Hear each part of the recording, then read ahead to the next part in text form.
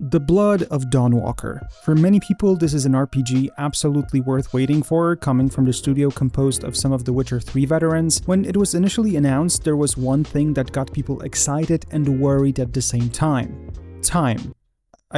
It was time. We will only have 30 days and 30 nights to save our character's family, and they mean what they say. The clock is ticking in this game. Since I recently got a chance to see the big presentation of the game and then afterwards interview one of the developers, let's actually talk about time today.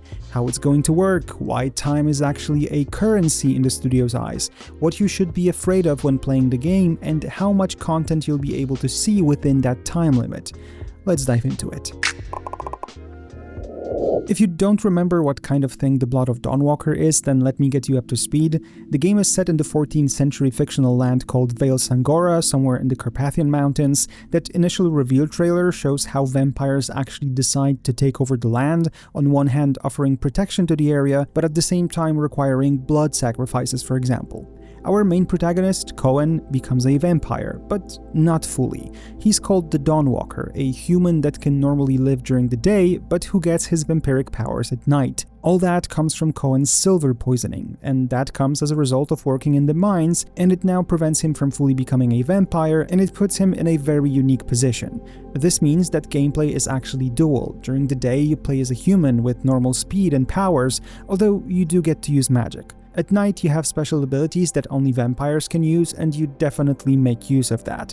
But since we have the day-night cycle in this game that is actually meaningful, then it means that time is extremely important in this game. Like I said, you have those 30 days to save your family from Brancis, the primary vampire. So let's hear from Patryk, the senior quest designer at Rebel Wolves, about how time actually works. Two most important things is, first, time is a resource, not a ticking time bomb.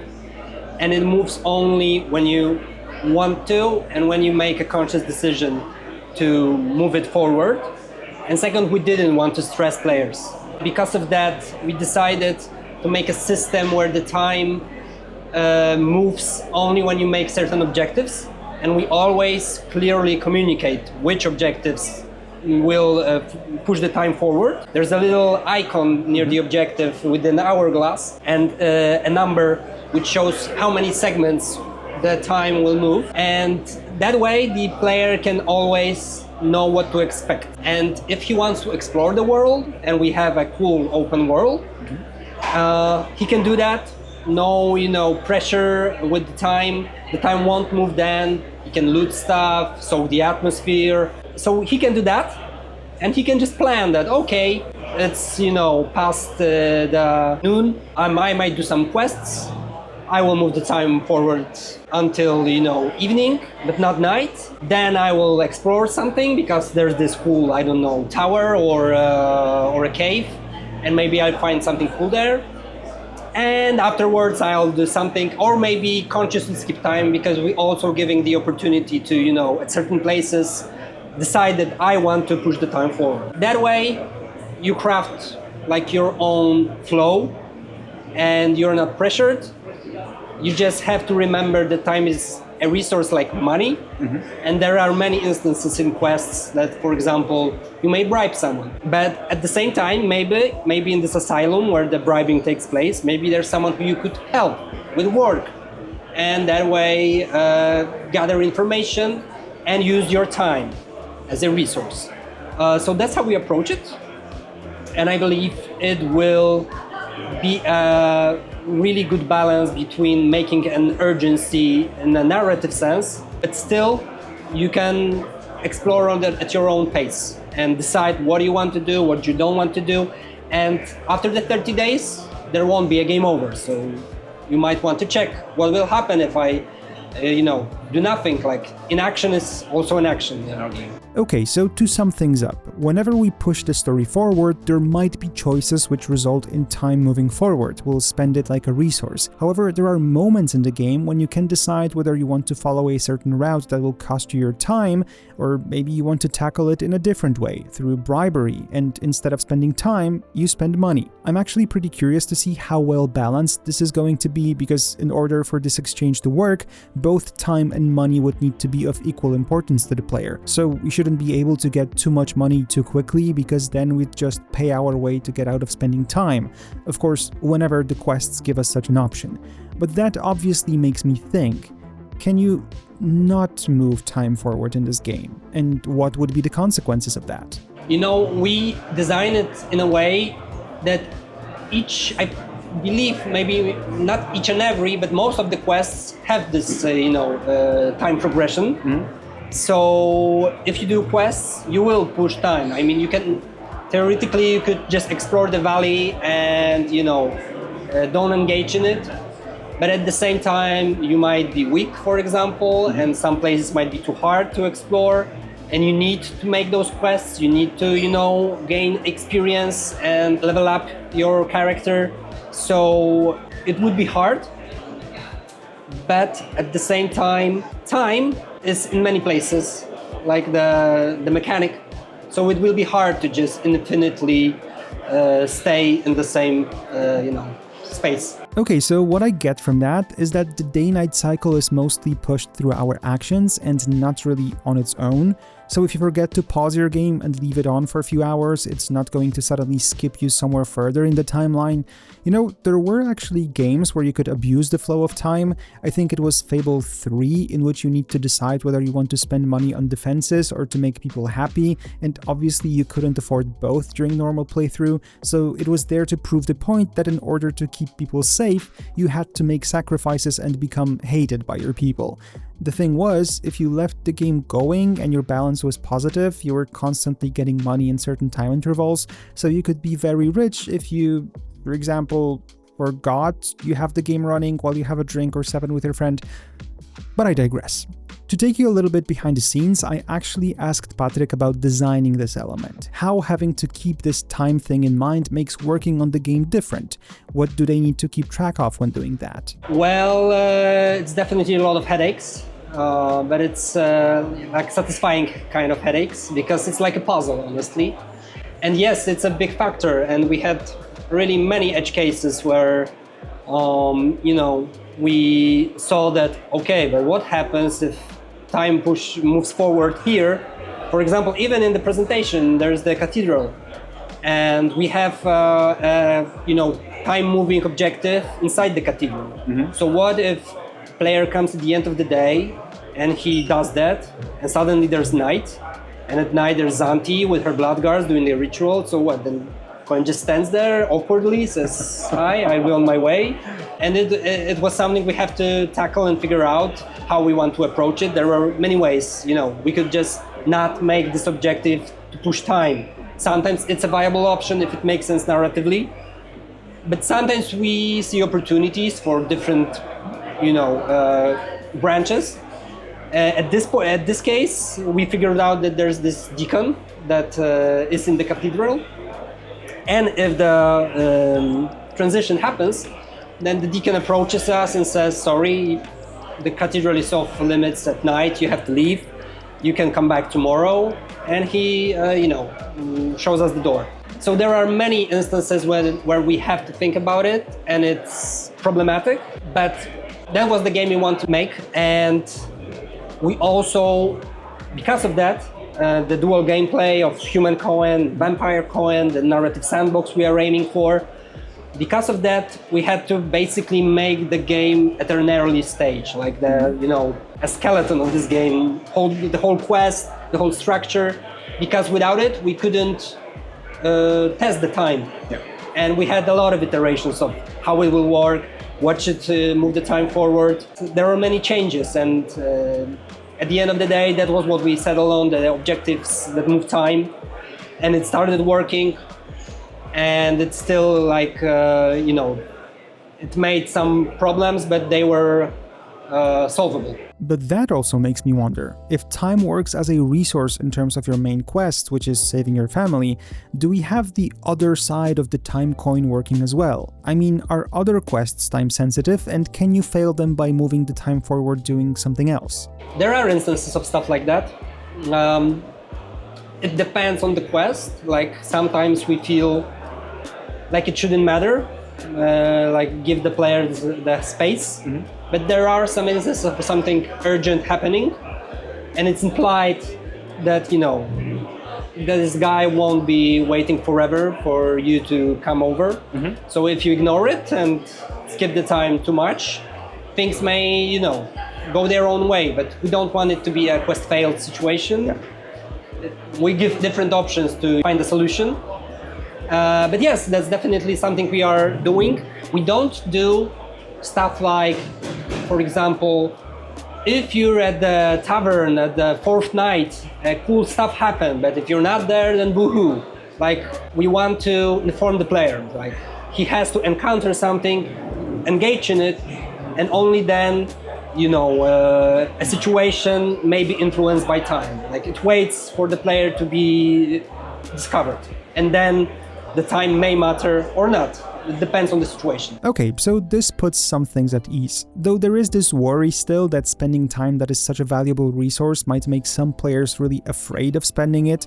Like, what if you need more time later for something? It's just like with the potions that you're hoarding for the whole game for the final boss fight, and then you don't use them anyway, so you end up with a backpack full of stuff that you were too afraid to use. So how does the studio attempt to convince the player within the game that using this resource is actually fine? Firstly, the most obvious one, I think, as I said, objectives, progress time, and objectives means story. So you want to know the story, you want to know how it unfolds, you want to do stuff, so you will do it, probably.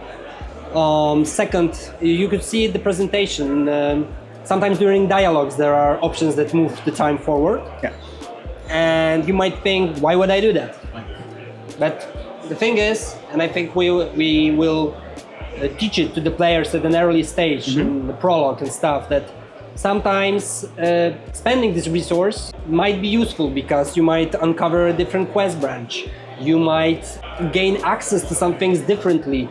The third thing is it's, you know, it's not a super strict deadline. Like this is 30 days and 30 nights is a lot of time. We think that, I don't know, around 80% of the game can be done in a single playthrough, because there are stuff like you can ally with someone and someone else doesn't like that, so you can do both. Sometimes there are decisions that, you know, make the quest different, and you can experience only one way because you have to pick.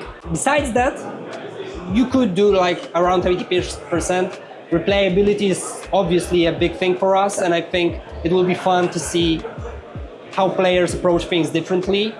And even if you play once, you talk to someone else, and he's like, dude, that guy was dead in my playthrough. Like, I ate him because I had blood hunger, and I didn't know you can do it the other way, right? So I think it will be fun stories, and as I said, the time limit isn't so strict. Okay, so all in all, I think it clears the air a little bit regarding the time. I know that when I first saw this, I was actually a bit afraid that because of this concept, which sounded cool at the same time, I won't be able to do everything I wanted to do in this game, or that I will be losing time just by exploring. And here it seems that exploring, combat, and things like that won't actually cost you time, but it's the narrative where time is really important, and you will be spending it constantly. So I'm really curious to see how it works in the bigger scope, not just when showcasing a single quest without the context of the whole game. Now, the gameplay you see in this video is the b-roll provided by the studio. I won't be diving deep into all of the aspects of the Dawnwalker because previews are out there for like 2 weeks, but as to the game itself, I absolutely need to praise magic. Magic can only be used by Cohen during the day because the human part of him definitely needs to have some advantages, but I like how different it is from any types of magic we see in fantasy RPGs. It's not about throwing fireballs or hitting someone with a lightning storm. It's much more intimate in a way, but at the same time it's ritualistic and, well, horrifying. During the presentation, I basically got to see a short-term necromancy performed on a guy that worked a bit like Speak with the Dead from D&D, but here you didn't have this limit of 5 questions, though you were mostly able to ask questions related to the items that were scattered in the area. They work as catalysts for the dead to be able to tell you something about them. Without bringing this item to the dead, you won't be able to tackle certain topics, simple as that, and this looked both cool and creepy. But actually, let's have Patryk talk about magic a bit. Yeah, that's awesome. It was really fun working on that feature. It looks awesome, and it's also a great tool for me as a quest designer and for other quest designers, because, as I said, it opens up cool opportunities, and it's something that only the day Cohen has, the human Cohen. That was also a big part of our, iterating process, that we wanted to balance out the human and the vampire, so people won't just wait to be the vampire. So that's why the magic came in and the compel soul. So it's also cool to be a Cohen during day. And yeah, I also love how the compel soul looks. We are going for this occult vibe. Yeah. So it's not flashy in a high fantasy way. Yeah. It's dark fantasy. Like there's a lot of like blood. I actually have the tattoo. We have the tattoo on the booth. It's visible during daytime in the sun. And it's the runes that Cohen has. And the Cohen has to carve them in his own body. And I think it's also a really cool, like, gruesome detail, but it makes it more grounded. There are things about this game that I only understood after this presentation. First of all, it does have some of The Witcher 3 DNA. How can it not, when the team at Rebel Wolves consists of so many people that worked on that game? But at the same time, they introduce their own ideas into this project. They give it their own unique spin, and obviously building their own IP gives them complete freedom as to how the world works. Looking at combat, I kind of like how it immediately changed after the initial presentation, adding active abilities instead of the more cinematic finishers that were out of your control that they showed at first. The combat itself also looks a bit more engaging than what Witcher 3 did because of the directional attacks and blocks. However, if you don't feel like putting too much effort into it, you can use omnidirectional attacks and blocks, which are not as effective. So, for example, blocking without choosing a direction uses more stamina and you cannot parry, just block. But it's not a toggle switch, so in combat you can actually use both methods and combine them. And now with the active abilities, it seems to be working pretty well, like more dynamic. I mean, I wish I could test it out myself to actually tell you how it feels to fight like this, but just eyeballing it, that looks okay.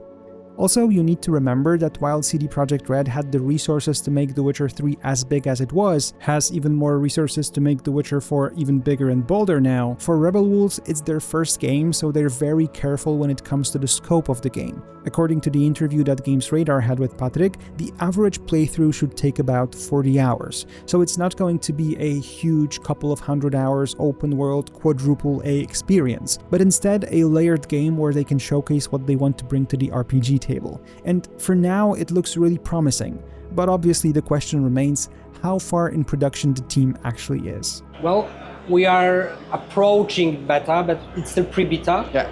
But as I said, we have the whole structure, we have all the quests done. We know what story we are telling, what's important to us. We have the systems mostly figured out. We are at an advanced stage, but there's still a lot of polish to do, obviously. We are not in beta yet, but we are pretty confident about the 2026 release date. Although you have to remember that quality is always first. So we want to be sure first that it's a game we want to make and the quality we want to achieve. So that's the priority, definitely. But we feel pretty confident about the 2026. So this is it for today. I hope I was able to put some more light into how time works in this game, which is still a topic that worries a lot of players after that initial announcement early in the year, but just like Patryk said, you should be able to see about 80% of the content in a single playthrough, but there will be differences in how things play out, so replayability should be a big aspect for the Blood of Dawnwalker. Now this I think is the final video out of Gamescom, so next week I'm happy to be done with the backlog that piled up thanks to that event. I loved being there though. Every year it's a lot of fun to be able to see so many games at once, talk to so many developers, and then hopefully help you find your next game.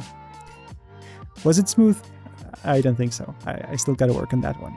Thank you for watching. Take care.